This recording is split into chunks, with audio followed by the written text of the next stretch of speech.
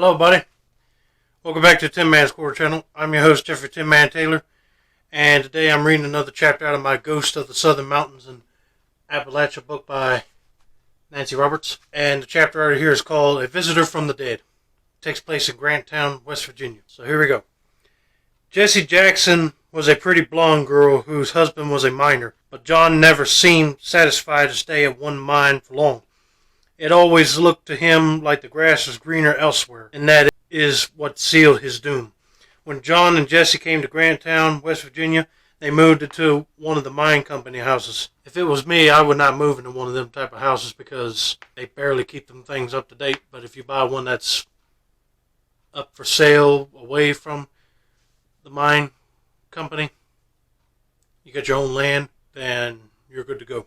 It was a monstrous, creaky old place that the company hadn't been able to get anyone else to live in. The last miner who had occupied it years ago died in an accident in the mines, and there was talk that the house was haunted. See? And that's another factor, too. I don't want to stay in no place that's haunted either. John just laughed at that. He told Jessie they needed all the space for the family they were going to have, and he would fix the roof, the sagging front porch, and the rotted floorboards, and the house would be good as new. But Jessie tried as she would, never could seem to make the house look cheerful. One winter morning, Jackson took his lunch his wife had fixed for him and set off for work as usual. It was so cold he could see his breath curl in the air like tobacco smoke. Under his feet the ground was crisp and his boots slid now and then on puddles, turned to dirty glass. He had some odd feelings on his way to the mine that morning, and he mentioned them to his buddy, Tony Dominic. Although he had just left Jessie, it was like he missed her already. He couldn't understand why he felt so sad. You'd think you two was courting, joked Tony, but he couldn't get a smile out of Jackson, who just shook his head and didn't say a word. They rode the buggy, a small locomotive used to haul coal cars. And when Dominic got off at his level, he said, "Meet you after work." Jackson, who was working one level down, nodded.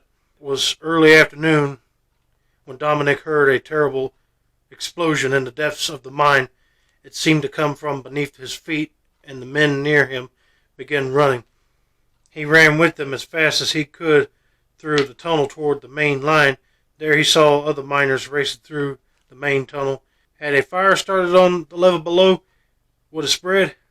Would the main tunnel soon be filled with smoke? Just ahead of him, he saw men jumping into the buggy.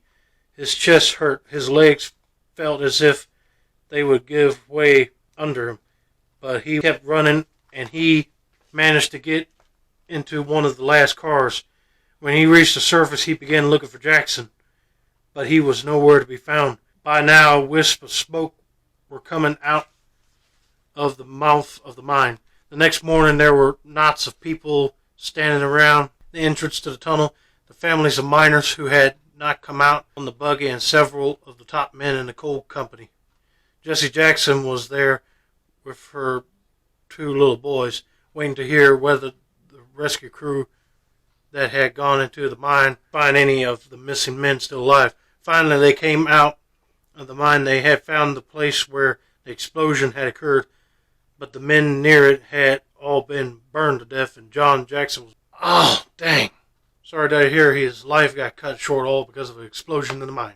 Times were hard, and Jessie had only a little money to support herself and the two children. The spring after John's death, she married Bill James, who had been one of her husband's close friends. Jessie would get up early, pack Bill's lunch, and off he would go to work at the mines. Then she would go back to bed for a while.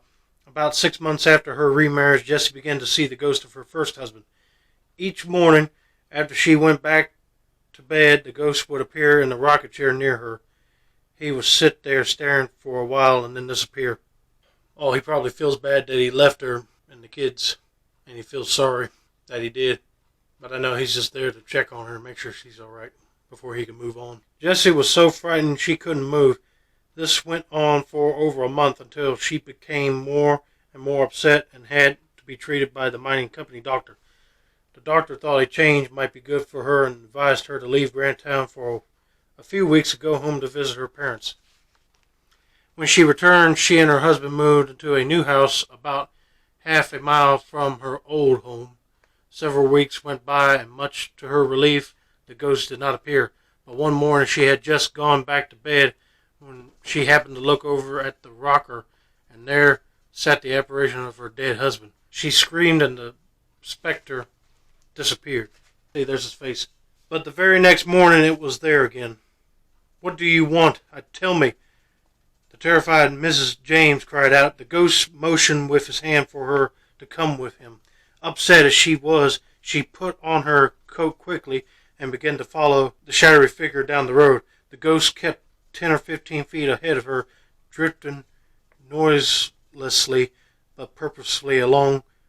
There was no mistaking the fact that the spirit of her first husband seemed to know where it was going.